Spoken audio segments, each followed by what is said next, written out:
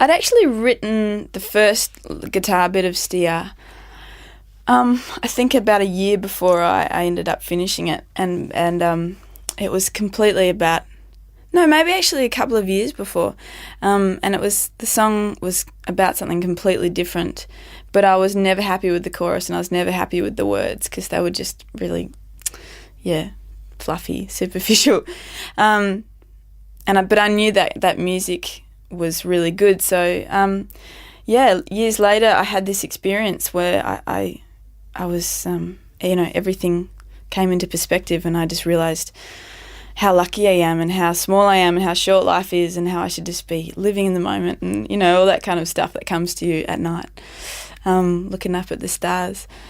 And the next day I thought, my God, I've got the perfect music for that kind of song. And so I just started playing it, and I thought back to the experience I just had the night before, and I put it into that song, and it totally worked. And I guess I knew I had a good thing going because it felt so good to play, and it felt so invigorating to sing. And when you feel that kind of excitement when you write a song or when you're singing a song, that it's going to carry over to an audience. So yeah, I knew I had quite a good thing going when I wrote that.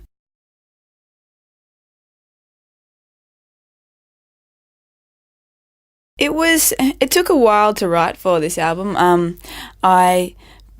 I began writing pretty much as soon as I had done The Sound of White. In fact, I think I wrote one of the songs while I was actually in the studio recording The Sound of White. There's a song called Hunt Around the Bends.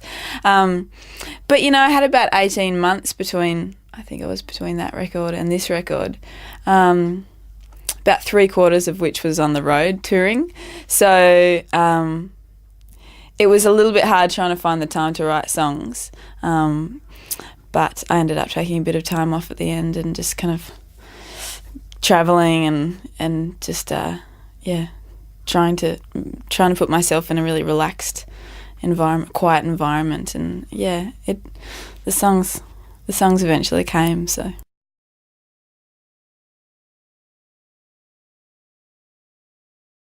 I spent so long trying to think of a title for this album. Actually, it's funny because the title On a Clear Night actually happened, like, I was having one of those kind of restless nights in bed, and it kind of woke me up, and I was like, on a clear night, that's it. It was one of those weird moments, and I was like, that's the name of my album.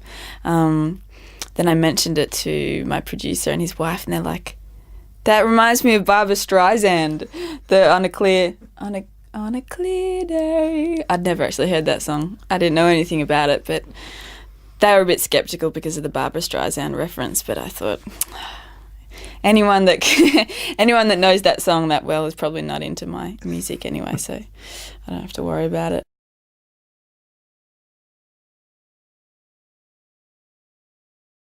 I don't know.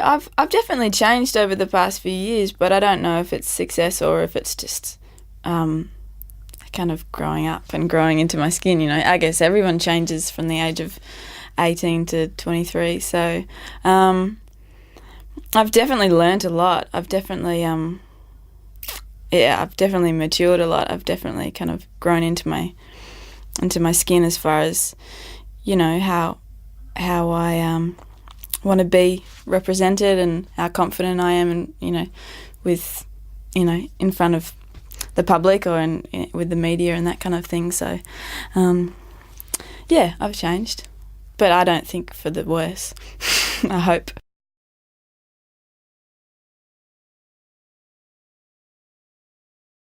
The biggest buzz, I think, was being able to collaborate with Neil Finn on this album. That was amazing, because he's been such an idol of mine, musically and lyrically for a long time.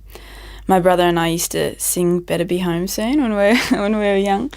We used to harmonise in it, and I think we've actually got a little recording on his 8-track when we were both young singing that song. So it was just a really bizarre kind of full circle for him to be in the studio with me singing on a song of mine and playing guitar on a song of mine. It was crazy. And then I got up on stage that night on his gig, and I sung harmony on Better Be Home Soon. And that was just crazy. I was thinking, God, I wish my brother was here right now.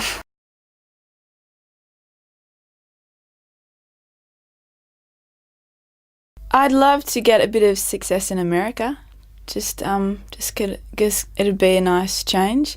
The first album didn't do very well over there, and I mean I got a bit of a live following because I did a lot of touring over there, so I kind of built a bit of a following just from a grassroots level. But yeah, it'd be nice to have a little bit of success over there just for the fun of it, and just because it'd be different, and because I really like it over there. So I'd like to have more of an excuse to travel.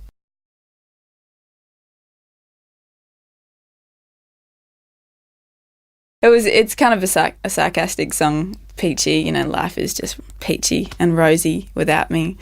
You know, up yours. It was a good. That was very cathartic writing that song. I just remember having to get that song out of me so badly because I was so angry about a situation and just battling with my ego. So that was a nice song to be able to get out and allow me to go outdoors and get on with the day.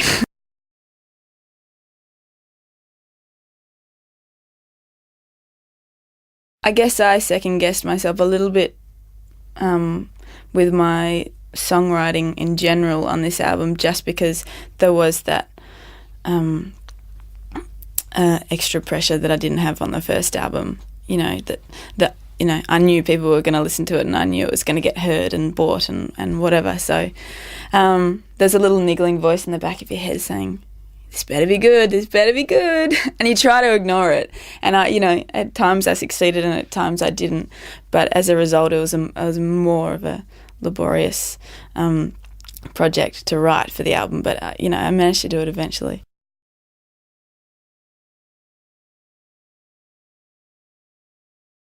The Wrong Girl is, I think, my favourite track because it's something about from the moment I wrote it to the moment we finished recording it. It was such a nice period of growth, and the way that it ended up was so much better than it started. So it was just really rewarding, and it made me realise what a good collaboration it was between me and Mitchell Froome. Because he brought a lot of really kind of quirky ideas to that song, and really allowed the chorus to lift. He had this idea of the Happy Apple, which is a little kid's toy. He came in one morning and said, I woke up in the middle of the night last night and had this idea. And he brought out his son's toy, the Happy Apple, that had all these chimes in the middle of it. And he's like, I'm gonna record this and compress it and cut it up and loop it, put it backwards through the chorus of The Wrong Girl. And I was like, how the hell did you think of that? And last night. And how did you know it was going to work so well? And it did. And you can hardly even tell or hear that it's under the chorus, but it's just this kind of sparkle in the background that really, really lifts it. And yeah, he's a bit of a genius.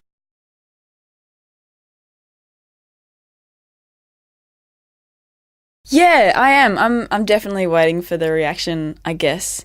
Waiting for the general kind of, I guess, consensus of what the second album is like. But I'm trying not to hold too much emphasis on what people think, I try not to, I don't seek out reviews to try and read them, and I don't, I don't kind of try and scope too deeply. I try and wait to see what comes to me, what I happen to find out.